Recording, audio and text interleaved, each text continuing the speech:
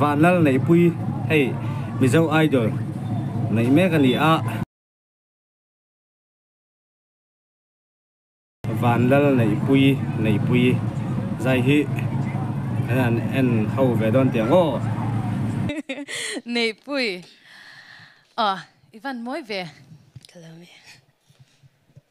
enge nyang China doll ang de te foi ang khop mai moi nuam khop mai hei zanin enge englang e min sak don in en fiaro kan lo in en fia ngal don mi nyang lal nei pui in en fiaro te ni lal nei pui hi kan thian ani a ai zai thiam kan ko na pe chon zai thiam tun lai zai thiam ron chuak thara chuan UPC ko na chuan zai thiam kati te zinga mi ani a chu kan sei lok do ni deal kha apo tu deal mo deal ai nom don han sa te le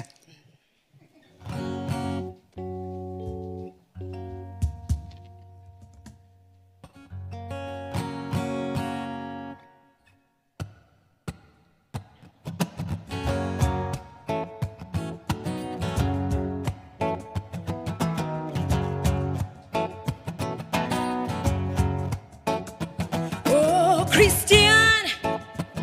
tu tu sil fenem nile oh derna tu tu a o hiệp pui ni lal nei pui tin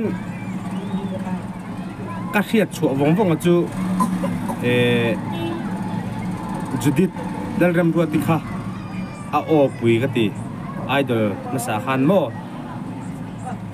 tiang đâu kha anin ka sia a o hi avan pui don em ngai tha chun zamang bing ta kem ni le oh what na tu tu thin lung em ni zo le zo pol nun khan vana ma ten long se hoi ki ro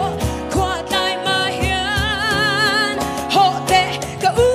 now in en fiat se in un phung zong te khan ni la lia mem Don chung zelin in en fiaro O tarawi Tu tu sil fenem dile O farisai Tu tu ming ta kem dile Zao tao da Tu tu tin lung em ni zo le Zo bol nun kan Vana ma ten long se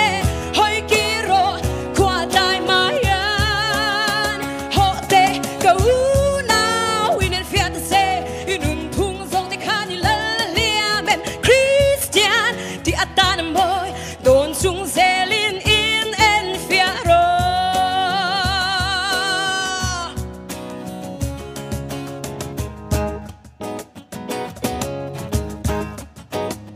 rinom na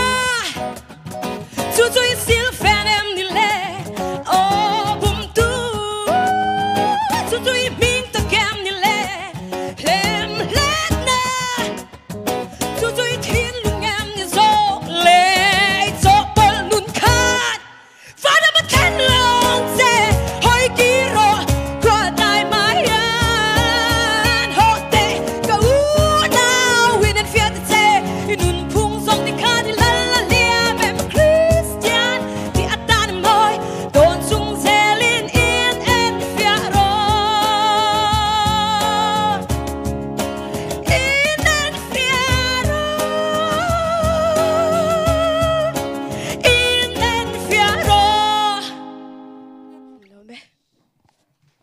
van thiam ve o apon ni a o hi apui lutuk Judith lal ram ruati thak asoi la soi no ka he chuak vong mai van thiam em ale yang pun se idol an nei na pakhat na ningai turin du sakna ka la na in lo vot tho tur po in ka som bok chu ani le do dok phodang